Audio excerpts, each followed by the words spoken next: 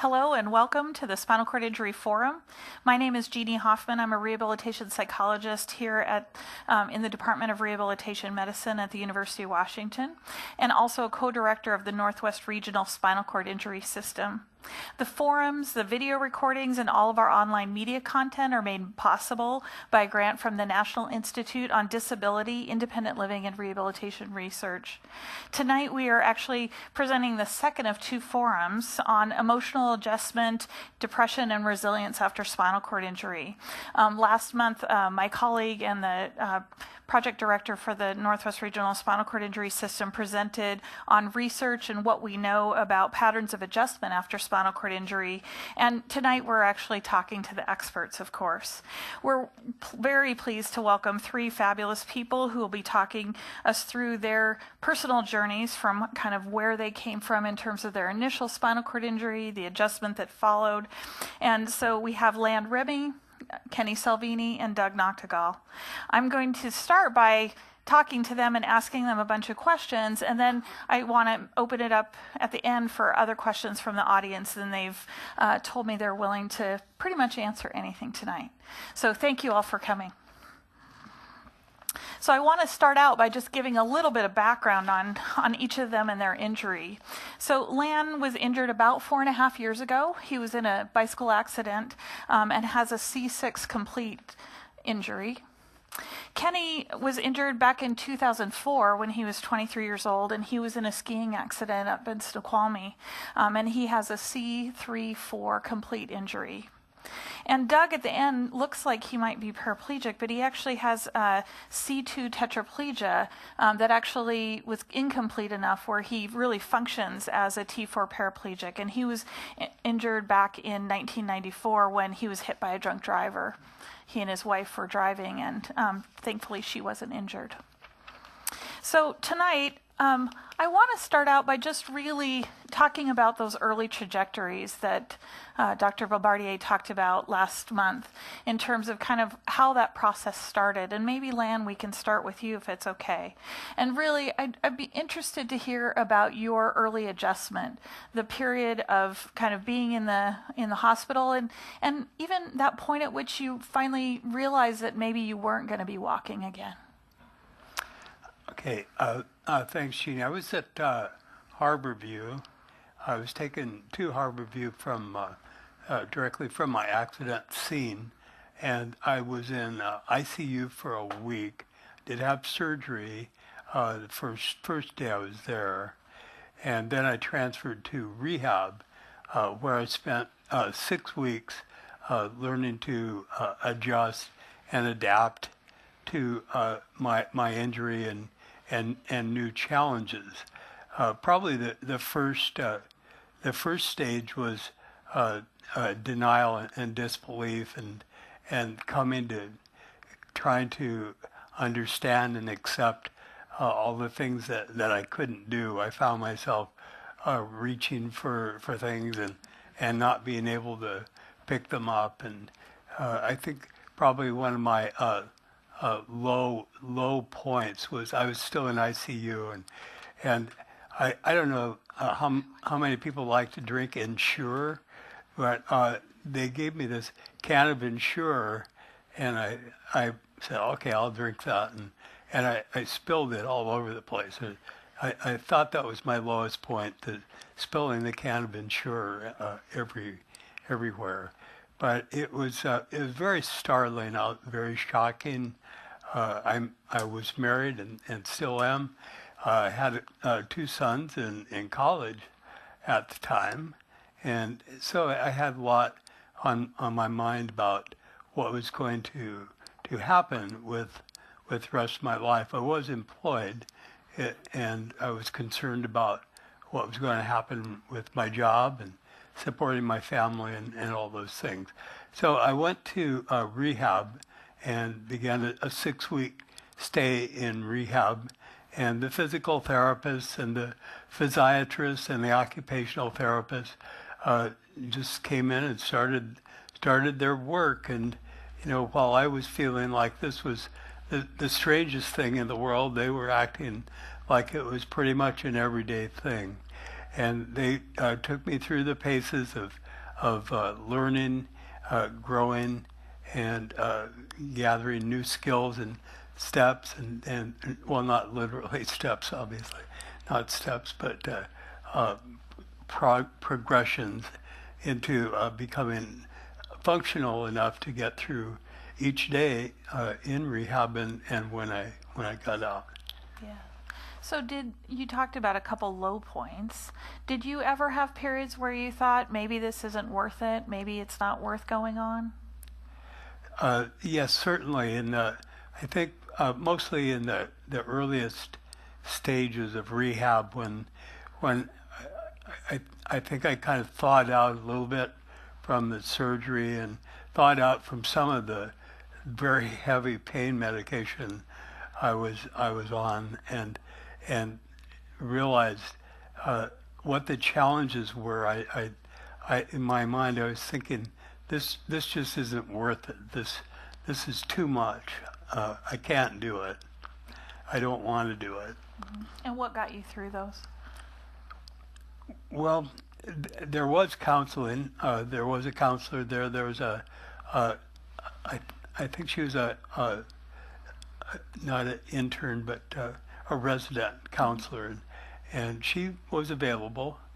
And I went and talked to her. Her desk was kind of outside my room, and I did have a chair they provided to me, and I rolled out, and I said, I'm just having thoughts here that this isn't worth it, that I don't really want to go on. I think I need some medication.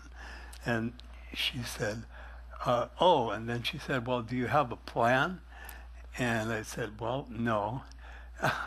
And so she came back and talked to me a couple of times, but right after that, then the physiatrist, Dr. Crane, dropped by in one of her little closed-door sessions and said, everybody feels like that in this stage.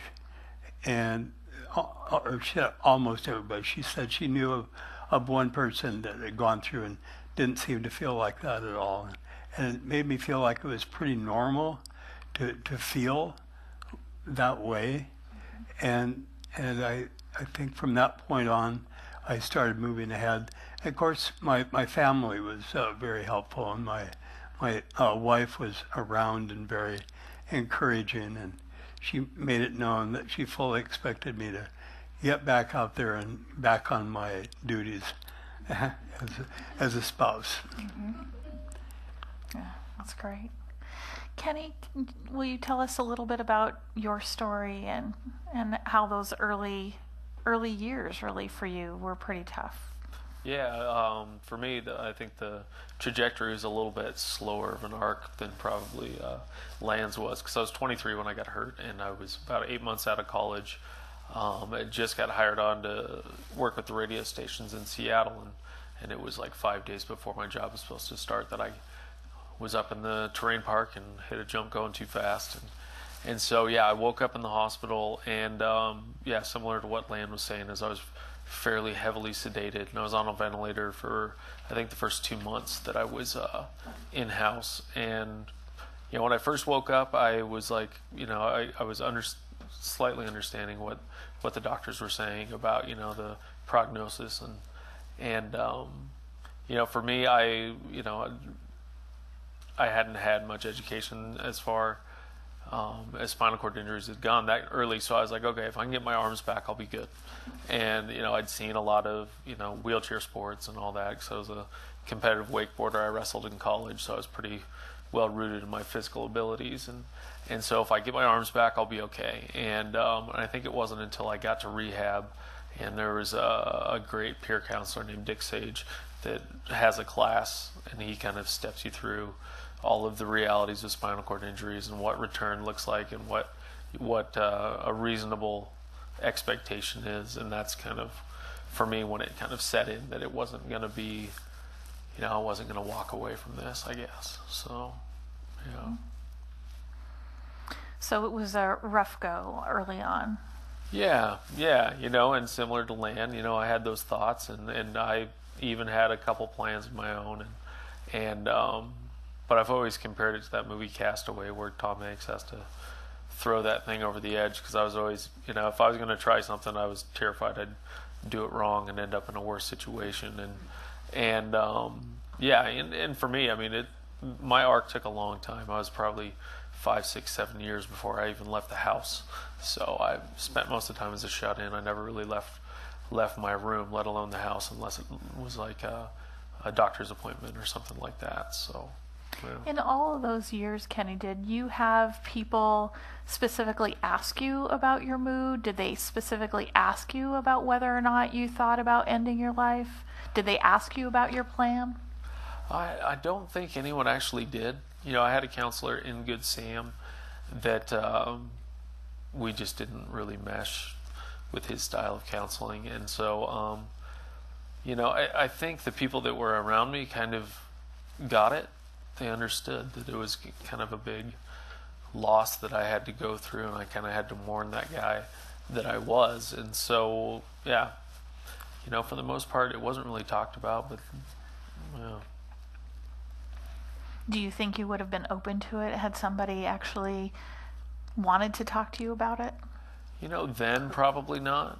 I really looked at it kind of as an adversarial thing, that there wasn't anything out there for me in the world. And so, I had counselors come and try to talk to me about antidepressants and stuff like that. I'm like, a pill's not going to bring my body back. So this is something different. And so I think I was probably a little bit more closed off than the next person might have been. So, So you said 5 or 6 years. Mm-hmm. What changed? What was it that caused you to actually get some help or change the way things were going? Well, for me, I finally got uncomfortable enough. I think for the first probably 6 years, I spent half that time stuck in bed with pressure sores, and I'd had one pair, I think 6 months after I got hurt, kept me in bed for about a year, and then I got healed, and I still didn't want to leave the house. I didn't really think there was anything out there for me, and then I came down with one that kept me in bed for 2.5 years, and that was kind of the turning point. That it was like, okay, if you don't want to leave the house, now you don't get to. And from that point, I was like, I don't care. I need to get out of this place. And so I think that was the big turning point, was just, the pain got high enough that I didn't want to do the same thing over and over. So. It wasn't that at that point either that you got some actual counseling that was helpful or antidepressants that were helpful. It took even some time after that. Yeah. I got into a relationship and kind of used that relationship kind of as a crutch, and she kind of helped me get out there and do life, and I kind of fumbled my way through it, but then my family was really gracious about it too, and so it took a couple more years before I even got more open to seeing counselors or any of that stuff too. Mm-hmm. Yeah. Okay. Doug, how about you? Tell me about your early, it's been a few years. It's been a few years. Yeah, quite a few years. But tell us about your kind of early trajectory. What was that like for you from early on? You were married only 3 months when you were injured. Yes, ma'am. I was injured on September 11th, 1994. I was married to my wife for 3 months. We left my best friend's wedding, and we were on our way home after the wedding, stopped at a stoplight, and a drunk driver ran in the back of the car we were sitting in.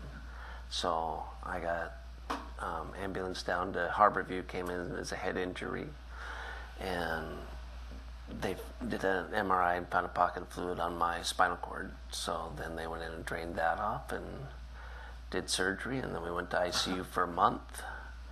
And then once they moved me down to rehab, it was a little different to get used to. As Kenny was saying, you're 23 at that time. I was 25 when I broke my neck. You got the world by the tail. You think that you can take the world on. Watch this, right, Kenny? That type of thing. So to go be a high-level quad at that time, I could slowly start pushing a manual chair, but I was in a power chair most of the time. So just learning to deal with that whole concept of going from 6 foot something tall to being 4 foot something tall. So doing speech therapy, because I had messed up my head pretty good. So going in and out of speech therapy, one day I ran into TBI, traumatic brain injury, that was coming out of speech as I was going in. And I told the speech therapist, says, it's really too bad that that's not fair that that guy can walk and I can't. And she goes, he can walk, but he has no clue where he's at. At least your mind's there. The poor guy didn't know where Harborview was. So that was a big turning point for me, was like, okay, at least the mind's still there, as little as it was to begin with. Did any of you guys have issues with depression before your injury? No. I don't believe so, ma'am. And I was going to say, that's one of the things that actually bodes well for, a good trajectory. But I'm curious about, you mentioned that in inpatient rehab, Doug, that you were there for a while. How long was your length of stay? I was in there for 5.5 months, which is unheard of in today's day and age of rehab insurance company. Say, Lan, you said 6 weeks, right? 6 weeks. Yeah. And Kenny, you're somewhere in the middle, I bet. I think I had a little over 2 months. Yeah. What do you think that being in there for that time helped or hurt in terms of your adjustment and your ability to kind of move through some of these stages? I think it helps because time will heal the wounds and let you mentally get prepared. You can go from, again, being 6 foot something tall to being 4 foot something tall in Lan's case, 6 weeks. Okay, the therapists and the doctors are doing the best job that they can to teach you how to function as they tell you to. But you got to learn how to pick up a can of Ensure, how to pick up a soda, how to transfer. They can show you physically how to do it and mentally, work with you on how to do it. But until you can wrap your head around it and you can either watch somebody else in the same situation as, this is how I do it, you can get this low to the ground to get your head up, to get your back up to move over and everything else. So at that point in time, I just had more time in the hospital to cope with what was going on. And I think that's what's sad about the healthcare being removed from the hospital so fast. Yeah. It's difficult. Did you have episodes where you kind of wondered if you could go on and what you would do? It's been so many years. I'm sure that they were there. I mean, without a doubt. I was married for 3 months, so I really questioned how I was going to support my wife and my family, as Lan did, Yeah. So it was definitely different. Kind of didn't know where that was going to turn, what that was going to turn into. Exactly. I started and I realized I didn't follow up. At what point, Doug, did you realize that it just wasn't going to get better, that you weren't going to just walk out of rehab, like so many people often say? Well, right. I think that's what, it's just a human thing, Well, I'm going to do it. Of course. Prove me wrong that I can't. Yeah. And I got normal. to do a lot of rehab, so I got to where I could walk along like braces, prove that I could stand up and walk. Wasn't functional, but I could do it. So just that mental part of that for me was a big deal. But I couldn't tell you, When that 30 happened. days, 60 days, 90 days into this, Yeah. you flip that switch and, it's all good now. Yeah. How about you, Kenny? Did you remember a time when you realized that it wasn't going to just all go away? It wasn't just going to be fine? Yeah, I'd say it was probably within those peer mentorship classes that they kind of outline, the window that you've got, 3 years roughly, and the average level of return that people get, talking about 1 or 2 levels of function. Yeah, it was, for me, it was tough to wrap my head around because, I'd be in rehab and they'd have my arm on an arm skate and, they're moving my arm around. They're like, you're doing so good. And I knew I wasn't doing anything. And it felt patronizing at the time, because I'm like, you don't understand. 2 months ago, I was bench pressing 265 pounds. I was running a 5-minute mile, and now, to be right here. And I think it's right when I got into that class and they started talking about just how small the window was and how little the return possibility was. And actually, I ended up not getting any return, visibly. I got enough to get off the ventilator, which is probably the thing I'm most grateful for. But at the time, that wasn't enough. So, that's when it hit me, I think. Yeah. Do you think that contributed to your depression? Yeah, I think so. Well, I mean, it's nature of the beast. And so that was the new level I had to adjust to, and that took me a long time. So, how about you, Lan? When I was in rehab, every morning the doctors would make their rounds, and it was the physiatrist, the resident who was in charge of me, and a neurosurgeon or neurologist. And I always asked the neurologist, I said, well, when am I going to get movement back? What are the chances that I'll be able to walk? And so he had the statistics. He said I should see something in 2 weeks to 30 days. And so I was counting the days that went by, and I was looking for every little twitch, and it didn't happen. And I can't honestly say I really believed it at that point. I held to the thought for a few months that I was going to get something back, and I watched that. But the more time that went on, the more I realized and accepted that this was going to be my life, and the more I accepted that, the better I started to feel. Absolutely. You all have talked about relationships being an important part of this adjustment process. And maybe, Doug, I'll start with you. You were in this kind of very early marriage, and how did that change your relationship, or did it? How did your wife help you cope with your injury, and how has that been over time? It's a big change, because again, we were married for 3 months. So in that, before I broke my neck, in those 3 months, you plan a certain part of your life to go on with, and so it was just different to try to go from being the sole provider for your family and being able to take care of your wife and being able to take care of everything they needed to do. Again, you're 25 years old and you're an able-bodied man. There's pretty much anything you want to put your mind to, you can do it. So just the whole concept of, well, now somebody's got to take care of me, and how long are they going to have to take care of me? What do you mean I'm never going to walk again, let alone all the other issues that go along with that. So it was a big change for me personally to be able to take that step back and say, okay, I'll stay home and you can go get a job, because who's going to employ me? And that whole concept of, what am I going to do for a living to support my wife, and if we chose to have kids or whatever. So that was different. So that was a big transition and a big difference for me.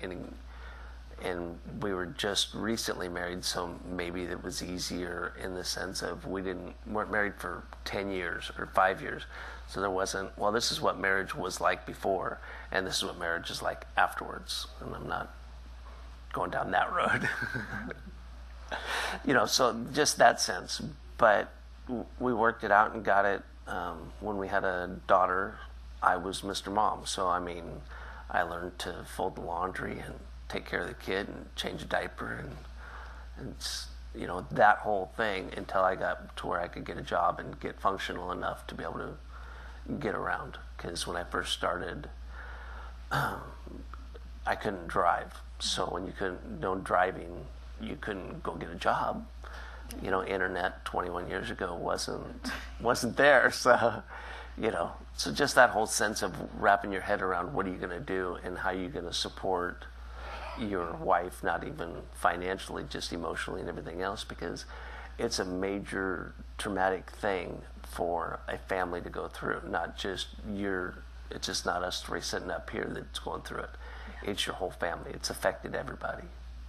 Did I answer your question? Yeah. Was your wife initially trained as your caregiver during inpatient rehab? Yeah, she did it for a little bit. Yeah. We didn't want a caregiver in the house. Mm-hmm. So at what point did that change? Obviously you've become very independent in your functioning, but was your wife your caregiver? You said she had to go back to work, which means that she couldn't have been totally your caregiver. Right. Can you talk about that in terms of your relationship and how her being caregiver and wife? I don't recommend it. Yeah. Is that what you mean, ma'am? Yeah. Yeah. Didn't know where you wanted to draw the line at. Yeah. No, she was probably my caregiver in the sense of taking care of me, doing my bowel care and cathing and stuff like that. 4 to 6 months after we left the hospital, probably. Mm-hmm. So, within the first year, I got very lucky in the sense that my fine motor skills came back before my gross motor skills. Mm-hmm. So I could hold my toothbrush, but I couldn't raise my arm. So I could hold the toothbrush, but somebody'd have to hold up my arm so I could brush my teeth to shave and stuff like that. So she did it for a little while, and then my function came back. I got very lucky. Mm-hmm. So just lack of better words, besides being lucky, a lot of hard work, and she didn't want to be the caregiver. Mm-hmm. And some husbands and wives can do that. I'm not saying that they can't. It just totally depends on the personality and the relationship. Yeah, absolutely. So, Lan, you were in the category of having been married for quite a while when you were injured. Yes. How long had you guys been married when you were injured? 24 years, I think. Yeah. So talk a little bit about your experience compared to what Doug went through. Was it similar, different? As far as the caregiving? Or? The caregiving and how the kind of decisions and things you had to think about in terms of your marriage and all the usual things about work and life and finances. And certainly. The caregiving was, of course, a big part of it. And I was fortunate in that my wife, while I was in rehab, rolled up her sleeves and learned. She learned everything. She learned how to do it all. And to this day, she still can and will do it all. But I do have a professional caregiver. But for quite a while, she was still better at doing my care than most of the people that we hired. But now we're reaching a point where I can see that it does take away from her, and it tires her, and I get grouchy sometimes too. So it's probably best to give her a break. But we have been fortunate in that we're able to combine that and then still go back to just being who we are. It's a very, I think it's kind of rare, and I don't recommend it, but it works and has worked for us. We did about a year after I got out of rehab, we did start going to a rehab psychologist, and we still see her to this day now, just about every 3 months. And initially, the issues were that my wife didn't want to leave me alone. She worked 2 blocks away from home, but she was coming home at lunch just to make sure I was all right. She didn't trust the caregivers that I had. She wanted to make sure that everything was going all right. So the counselor helped her get past that to where she could have a night out. And at one point she even left town for a week to go back east for a visit. And that was kind of the ultimate development of her gaining that confidence. But then there was also the issue, I didn't want to feel that dependent on her. And the counselor helped me see that, well, look, you are kind of dependent, a little more than you used to be, so get used to it. And it's not a bad thing. Dependency is not a dirty word. And right. So it helped me accept that. And so I feel like we've reached a pretty healthy balance in working that out. And then of course there were the other issues, the stresses of finances and going back to work, finding a job, and dealing with all of those other things. But it was rough for a while, but in time they settled down. Mm-hmm. Excellent. So Kenny, you weren't married, but you had your family with you. but similar issues about starting with kind of your mom as your caregiver, right? Yeah. So 23. I was about, I was in a 6-month relationship. I think I made it another 6 months after the injury, and I think I was still in Harborview on the ventilator when the doctors and nurses came in and asked my folks where I was going after rehab, and they said home, and the doctor's like, they don't go home. My family's like, watch us. And like Lance said, my mom rolled up her sleeves, and so did my dad, and they dove in, and really learned to care. But I think for my situation and for my mom, it ended up enabling my depression more. We've had long talks about it in the years since, but she did everything for me. She made my phone calls, made my appointments, sent my emails, all that stuff. And so it really, I didn't know it at the time, and she didn't know it either. I mean, you're doing the best you can with what you've got. But yeah, it really kind of hamstrung a little bit of my own acceptance, I think, because I didn't really take much ownership of my own situation. I really, you come home feeling like a 6-month-old when you have to have your mom do everything for you, bowel care and, everything else. And so, I think it was a lot of the denial that just kind of, I wanted to just hide behind it and not really deal with it. Mm-hmm. And, it wasn't until we finally got some separation in the last few years that we both can look back on it and see that, it wasn't good for me. It wasn't good for her either, because she was, I got home and, she was sleeping standing up outside my bedroom door because I'd call her for 15 seconds. And, and to watch it take its toll on my parents' marriage and also, my sister and everybody else that, like Doug said, that, our injuries affect everybody involved. It really is kind of like that mobile above a kid's bed that one person makes a shift and the entire family goes spinning. And so, it was a lot for us to wrap our heads around, but, it may have taken us a while, but I think we're in a good place now. Mm-hmm. Yeah, I think you're absolutely right that the interconnectedness, and I would imagine, Doug, you were young enough, were your parents involved or not to, or extended, or your in-laws, were they as tightly involved, or kind of you and your wife just managed things? My parents were very involved, and basically, we lived on 2 different houses on the same property. So, my house that I was living in at the time didn't have a bathroom that it was accessible, so you had to go to my parents' house to use the bathroom and to take a shower. So it was definitely taxing in that sense. And you've got a new wife of 3 months, and you got a mother of 25 years. We'll leave it at there. How about that? We'll talk about that. Did sure. you have to help that work it out? Did you have to work that out, or did you really let your wife and your mom work that out? I would think that my wife and my mom worked it out. It was, again, it's a traumatic thing for the whole family, for people to go through what we have and the other people that are out there. Mm-hmm. So it's everybody takes that grieving time and that depression time, to deal with what you've got to deal with, and they've got to wrap their heads around it as much as you do. Mm-hmm. And your parents, and in my situation, my parents and my wife needed to figure out where that line was in the sand of where they're going to be a parent and where they're going to be a parent with a child with a disability, whether it's a born disability or one that's just came about. So it was just a little different for the family. It was rough. We'll say that. Yeah, absolutely.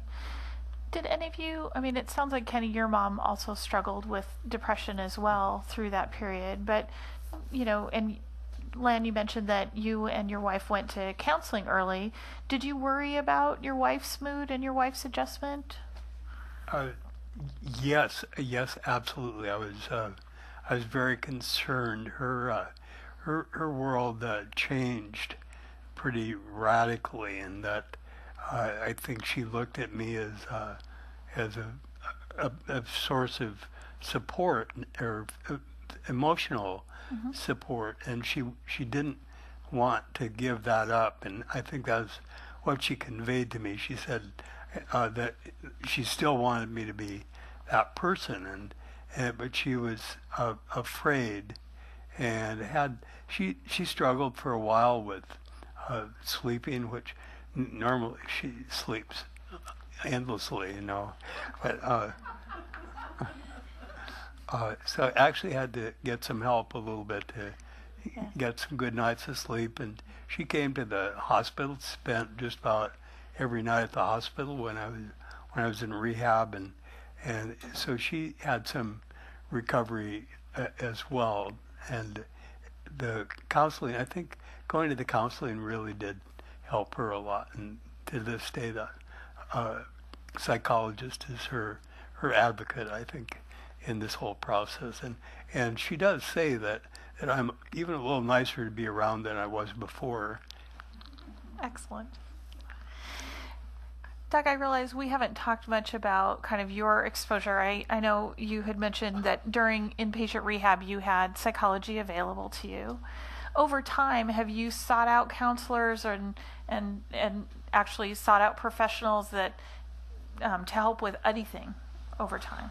Yeah, I've talked to them, and I think they're a great thing when give you somebody that's gonna just take it in and give you an opinion on the way out, and not one that's family related, so they're standing on the outside looking in. And I think it's a great thing in that sense. We haven't done any marriage counseling, that type of thing, but yeah, I've talked to psychologists before, and I think it helps get your mind wrapped around, give you a professional's opinion of, okay, think about it this way. Yeah. Did you have to, I know Kenny had early experience as somebody that you didn't match well with, and that's not uncommon. Did you have that, Doug? Did you have to look around a little bit to find people that you connected with, or did you just have kind of good luck of finding somebody who was understanding of your spinal cord injury, but also could help with the issue that you were kind of dealing with, whether it had anything to do with your spinal cord injury or not? No, I didn't have any. I didn't go to Harborview. That's where I did the rehab. So, I didn't go back to Harborview to ask anybody. So I just ran across a counselor at St. Luke's that I liked, and we got along well. So I just went that direction. Yeah. So it went easy for me in that way. Yeah, I was going to say another rehab facility in Spokane. In Spokane. Yeah. Kenny, how about you? I know that you said that you did eventually find somebody. Did having experience or understanding spinal cord injury, was that even necessary or useful for you? Was that something you even looked for when you were ready? Yeah, for me, I've kind of taken a really roundabout way as far as my recovery has gone emotionally. Is that when I lost a family member to drugs and alcohol, and that got me to really seek out help for that.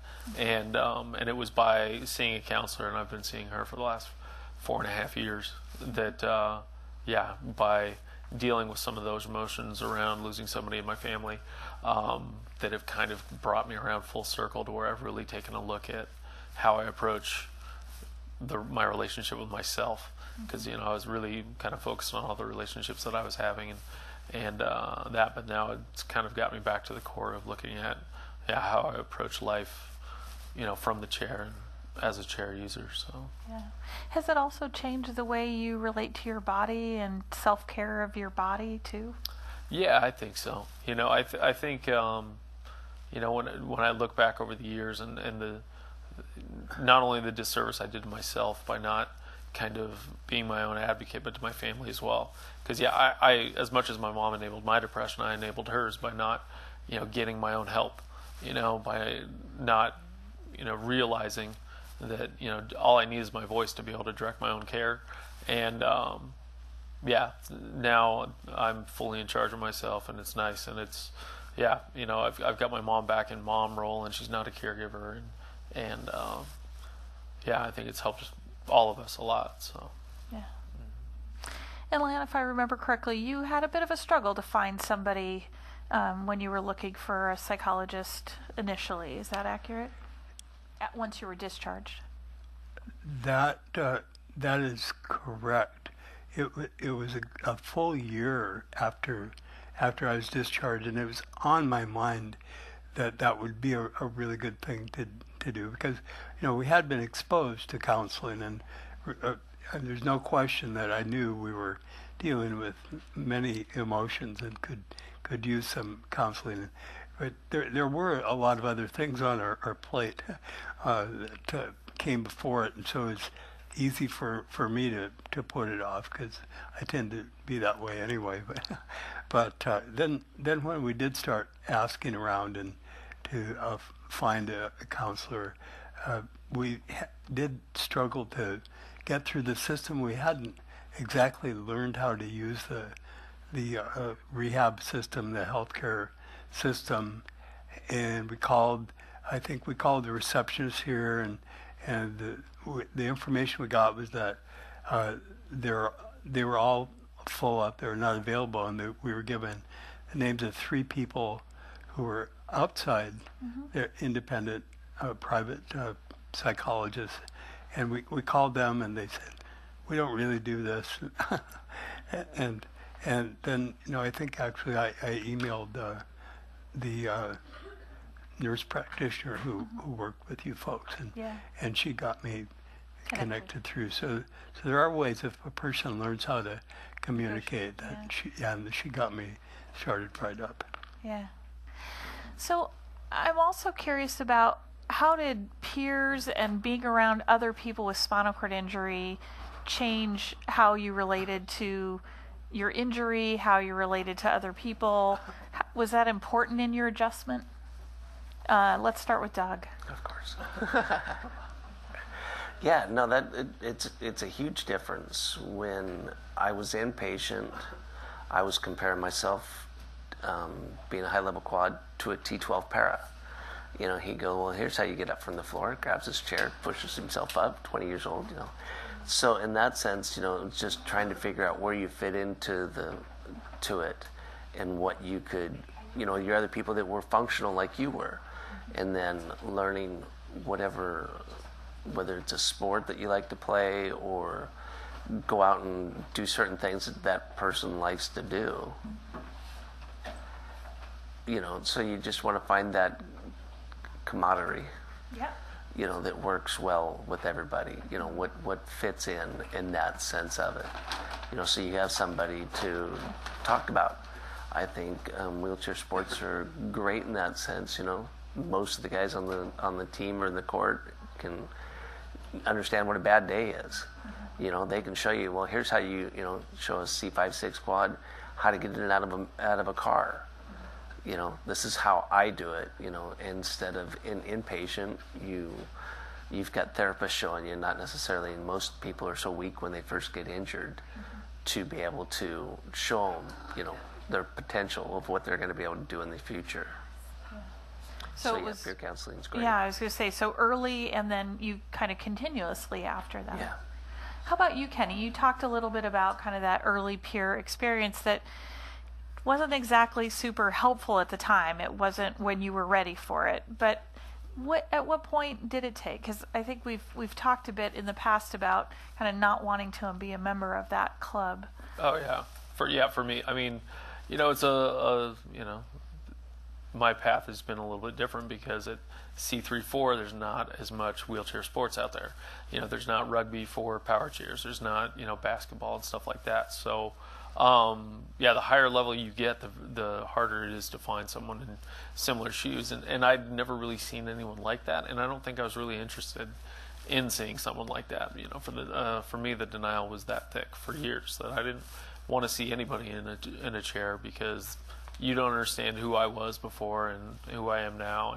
And it changed for me on, I think it was about January of 2010, when I was at a Kiwanis fundraiser, and up rolls this guy. He's a C5-6 in a power chair, and this was right in the middle of when I was battling pressure sores, and he asked me about the ride cushion, if I'd ever heard of it.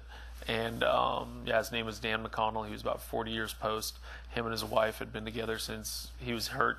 He was 19, she was 17, and she did all of his care for the first probably 35 years. And getting just having that one conversation with him kind of turned everything for me.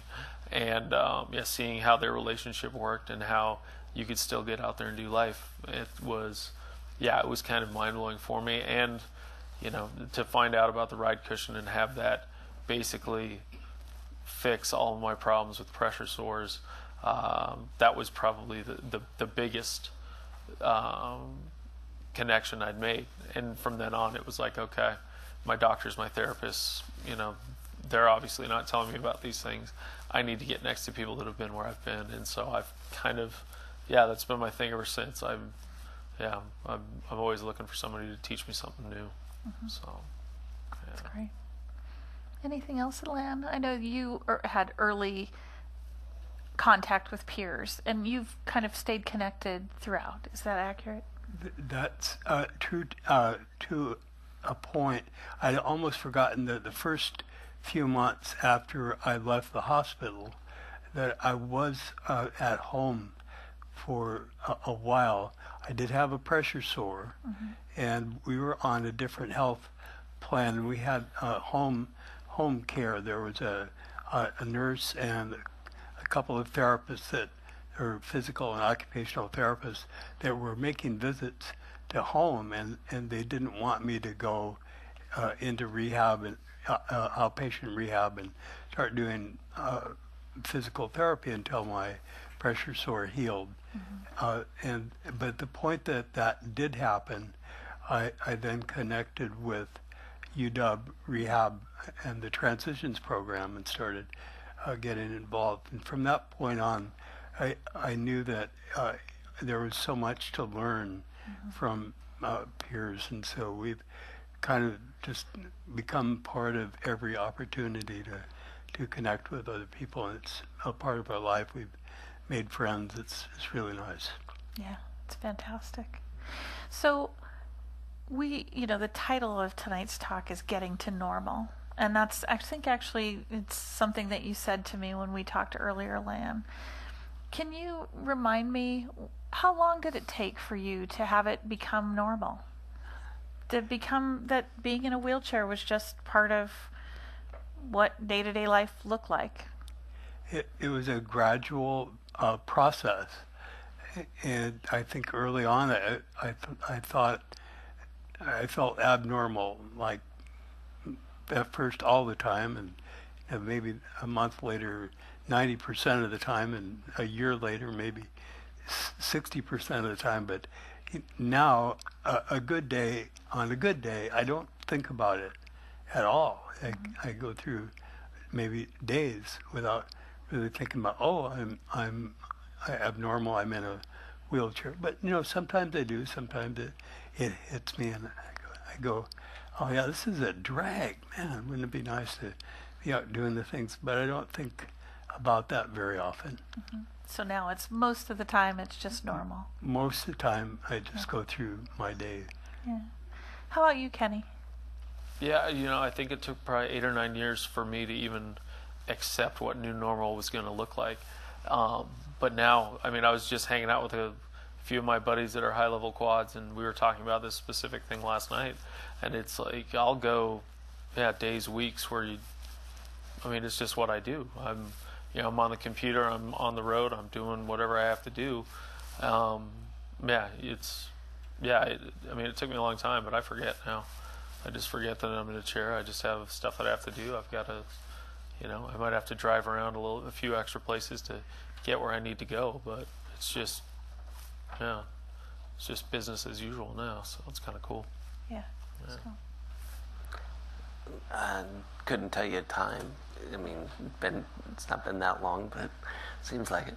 Yeah, it's just like normal. It's just you wake up in the morning, you roll over, and there's your chair, and sit up on the side of the bed, and let everything relaxes enough to pick yourself up and throw yourself in your chair and make the day happen. Life is what you make it. So it's just a matter of getting used to it and moving on. So, I warned you all, I want you to give advice to other people. I don't know who wants to start. Doug, do you want to? Kenny wants to. Kenny, what advice would you give to somebody who's struggling early after spinal cord injury? What advice? What do you think would be the thing to help them, to move them forward? Well, I'd tell them to be patient with themselves. I got trapped in that kind of the machine you get in when you get into the hospital, that they say that, by X amount of months you're going to be doing this. By X amount of years, this is when, so-called acceptance is going to happen. I remember, my mom had read something about, I have 5 years, high-level quads, kind of get back out into the world. And that was not the case for me. And so I think that heaped on even more, guilt and pressure with myself, because I'm an athlete and I'm a competitor, and I always wanted to be ahead of the curve. And for the first time to find myself behind the curve, it was maddening. And so I would say, unfortunately, this takes time, but it does get better. And so if you can give yourself as much grace as possible, that this stuff takes time. Whenever I meet somebody and I give them my card, I'm like, if I don't hear from you for a decade, I get it, because that's how long it took me. Most people, it doesn't take as long as I do. A lot of people, I've met people that are way higher level than me that are out in 10% of the time, and that's great for them. But it's just taught me that, I'm not losing just because I took a little bit longer than somebody else. So. What advice would you give to family and friends? Oh, I'd say get help. I would absolutely say get help. That the more help you can get, the more, it's good for everybody, because it gives separation for, the family members, because you get enmeshed really, really quickly. And, it helps to get your family members rest. It helps to get, the newly injured person some semblance of independence and how to direct their own care. And,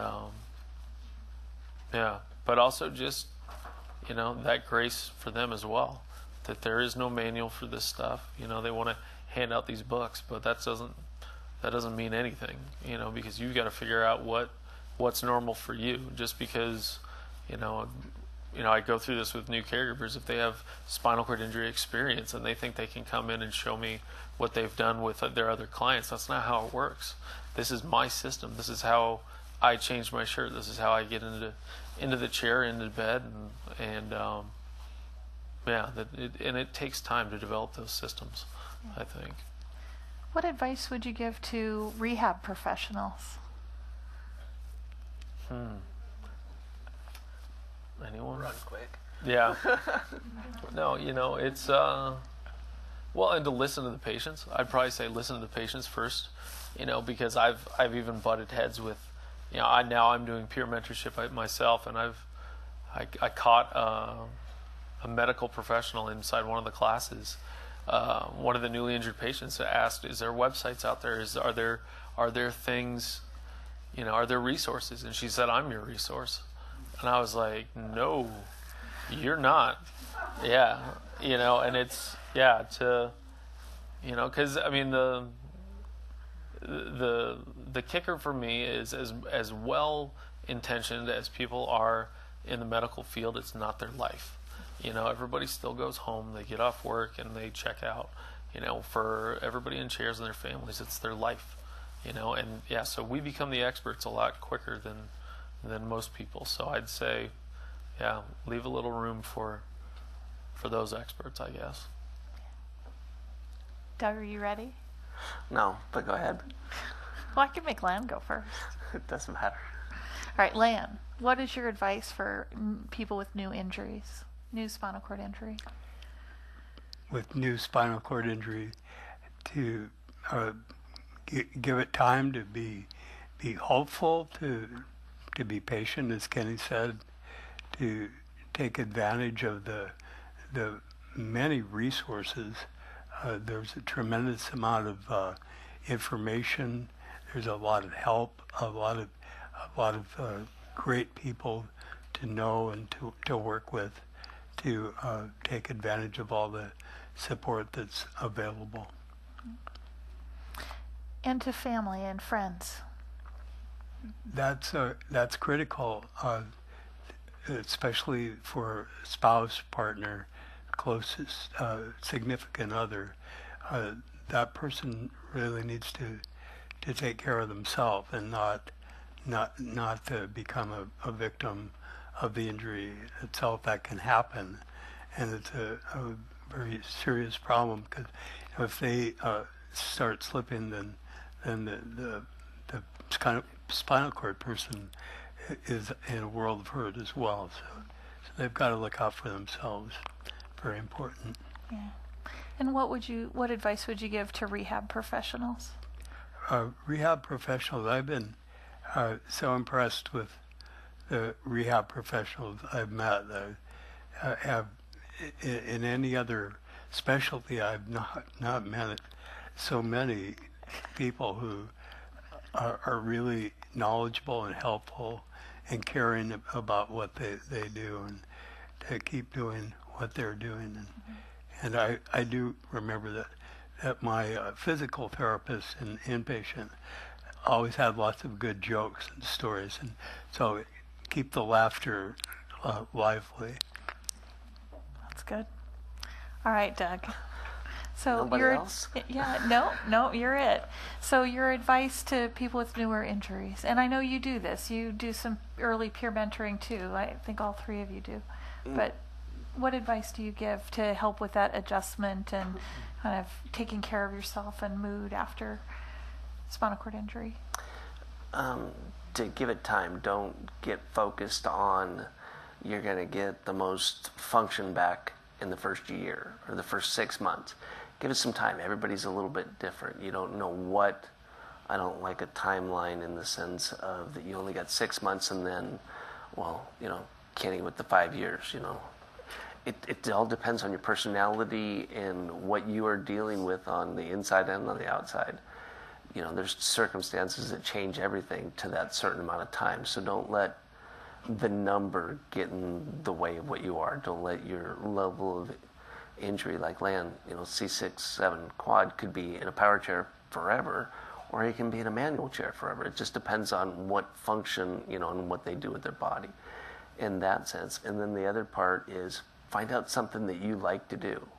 What is it? I don't if it's wheelchair sports, if it's playing video games, if it's watching your favorite cooking show. What is it? Find that one thing that makes you happy, that you can look forward to once a week, once a month, whatever it is. Is it going having a drink with your friend? Is it having dinner with your girlfriend? I get paid on the 5th, so we get to go to dinner on the 6th. People that live on a limited budget, that's at least something to look forward to. And so I think that everybody needs something to look forward to, whether you're an able-bodied person or somebody in a chair. You just got to have that one thing that you're striving towards. Yeah. So advice to friends and family? Be as patient as you can for yourself and for the person that's going through what they are. Because in that, again, it's just time. Just because you think that it should, that person should snap out of it and be ready to go back to work next week, maybe they're not ready to. Don't put that limit time. Give them some patience, give them some time. But on the other hand, don't enable them too much. Make them do what they can for themselves. Yes, ma'am. And to rehab professionals. Run quick. Oh, come on. What advice do you have for all of us rehab professionals? That it's as much as the book shows you what we're all about, everybody's going to be different. And you can't put a value on experience. You're going to deal with, you got 3 different quadriplegics up here with 3 different levels of function. We could be 3 C5, 6 quads sitting up here, and each one of us is going to be different. So just push the individual as much as you can without over pushing them. Make them work as hard as that they can do. And again, it depends on what their basic personality is, how far you can push it. And you guys learn that pretty quick. Yeah. People like Kenny, you can just push them all the time. Now you can. Interesting. Really, yeah. So those are my questions. How about questions from the audience? What questions do you all have for these 3 guys? I was wondering if if you think sleep affected your mood or depression a lot, especially in the early stages. I can say mine did. Yeah, I was in the college mode of staying up till 2, 3 in the morning when I got hurt. But then, I was one of those that I would sleep every third day. When I after I got hurt, I might get 2 to 3 hours, and so getting that rest and there's so many things that play a factor into that: sleep, nutrition, and developing a routine, all that stuff. But yeah, for me, sleep. I sleep really good now. I don't know what changed, but yeah, for a long time I didn't sleep at all. Well, Either of you guys? Yes, we had a forum a couple of years ago on sleep disturbance, and they said that 30% of the normal population have some form of sleep disturbance, and chances are that's a little higher for spinal cord people. And so, I had I was something of an insomniac pretty much all my life. I like to drink a lot of coffee and all those things. And so I think I've had to work a little harder at getting a good night's sleep, to cut the coffee off a little sooner and try to make sure and get good exercise and fresh air so that I can really maximize my opportunities for sleep. And it's probably about the same as it was before, or even a little better than it was. Mm-hmm. But yeah, sleep and mood go very hand in hand. It sounds like much of the help you're getting is sort of a psychological counseling nature. Did you have trouble getting practical advice, specific tangibles tailored to your specific injury? Well, I could say, for me, similar to, getting next to people that have been where you've been, was initially, my mom would come to the forum and not see people of my level here. And so that's kind of where I've taken it. I'm like, okay, I've got to be the guy that's here now. So you see a high level quad, something like that. But it wasn't, I just met probably, I've got a whole crew we call the Quad Squad, that I met a guy that was introducing me to different ways of using the computer that I'd never heard of. And I was, I'm a stubborn guy, and I find one thing that works and I stick with it. But when you start getting next to somebody that is in the exact same situation as you or somewhere close, you really start to learn, that what they might use might work for you. And it's really helped me a lot.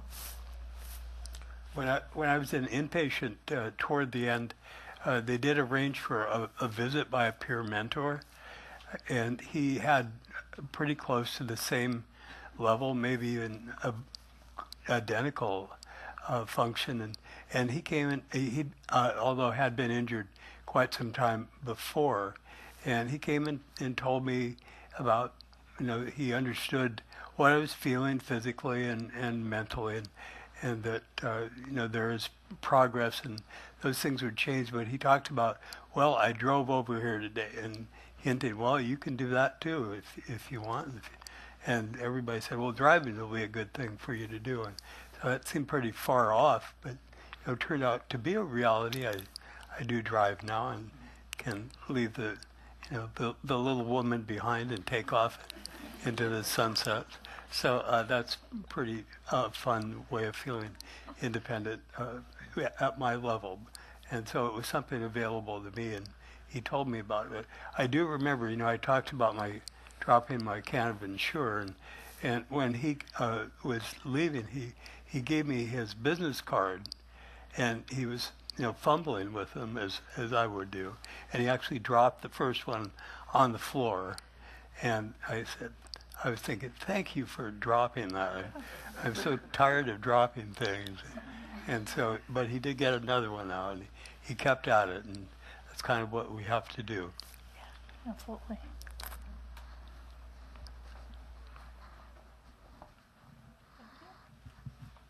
I'm curious if you guys had any connections to the disabled community before your guys' accidents, or did all of your connections come post-accident?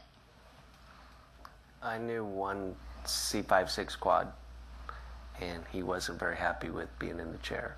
So I really thought life was going to be very difficult if you're ever in a chair. So that was the only person I knew, and he was not very happy with being in a chair.